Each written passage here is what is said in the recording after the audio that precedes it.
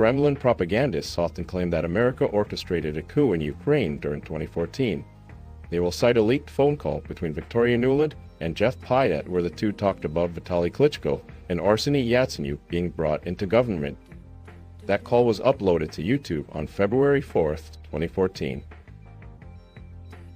1 week before that, Ukrainian President Viktor Yanukovych publicly made an offer to bring two of the opposition leaders, Yats and Klitschko, into his government in an attempt to end the protests against him. What people don't realize is that this is what Nuland and Pyatt were talking about on the phone.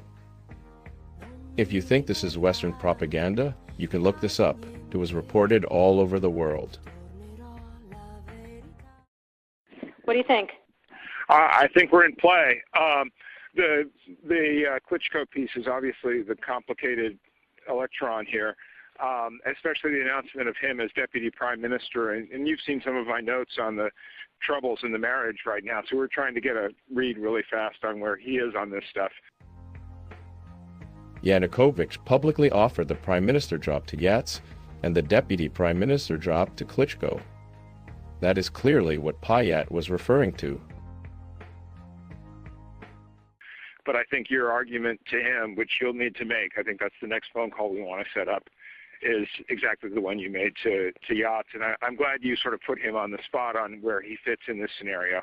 And I'm very glad he said what he said in response. Good. So I don't think Klitsch should go into the government. I don't think it's necessary. I don't think it's a good idea. Yeah, I mean, I guess you think, what, in terms of him not going into the government, just let him sort of stay out and do his political homework and stuff. Klitschko spent his career boxing. He has some political experience, but not as much as others. They are talking about him not being a good fit for deputy prime minister because of his inexperience. If Nuland was plotting a coup, she would talk about removing Yanukovych. Not once in this call does she do that. I'm just thinking, in terms of sort of the process moving ahead, we want to keep the moderate Democrats together. The problem is going to be Tanyabok and his guys. And, you know, I'm sure that's part of what Yanukovych is calculating on all of this. There were three opposition leaders, Yats, Klitschko, and Oleg Tanyabok. Yanukovych did not offer to bring Tanyabok into his government as he did with the other two. Politically, most people would consider Tanyabok moderate and would consider him far-right. He's a Ukrainian nationalist who believed that a Muscovite Jewish mafia was running Ukraine.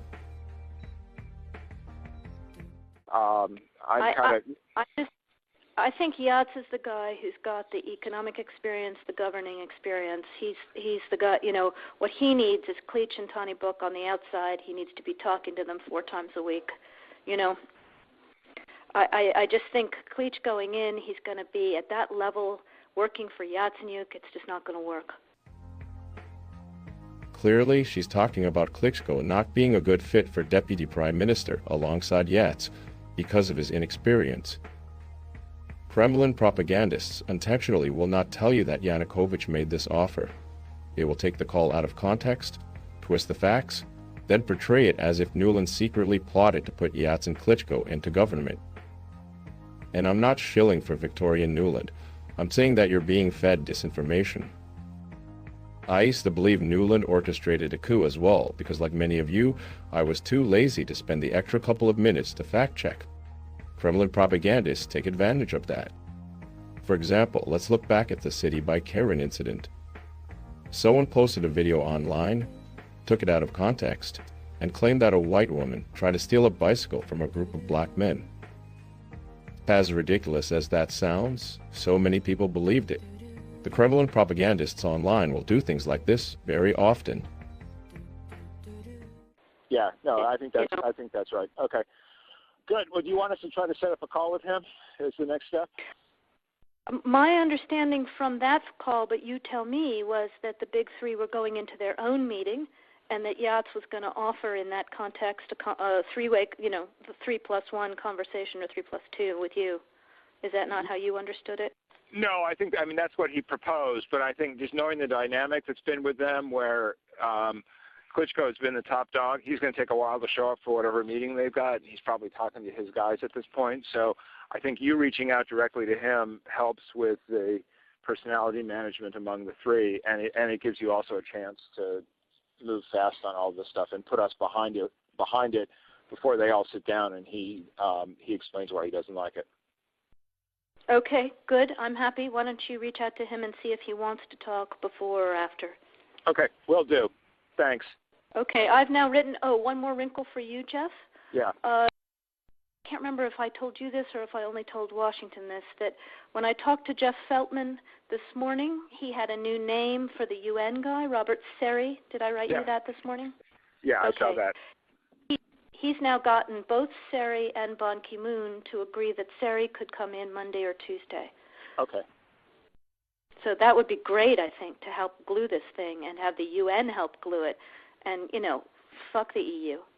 No, exactly. And I think we've got to do something to make it stick together, because you can be pretty sure that if it does start to gain altitude, the Russians will be working behind the scenes to try to torpedo it.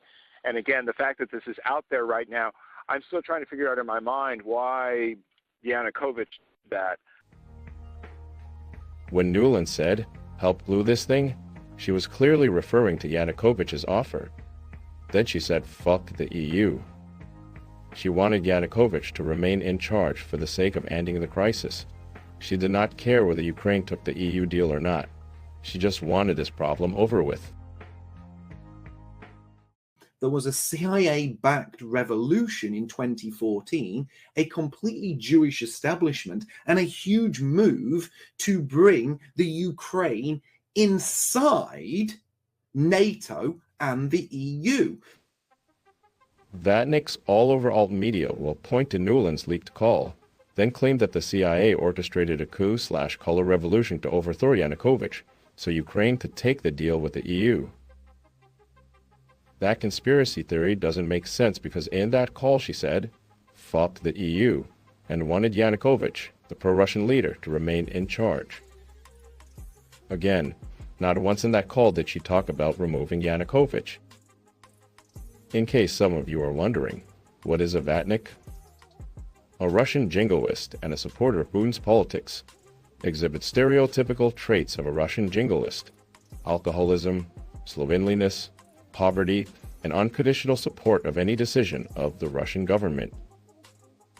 Ryan Dawson, who I like to call Zion Fraudson, is a great example of a Vatnik. He will lie over and over again to defend Putin and Russian foreign policy. You'll have no doubts by the end of these 2 videos.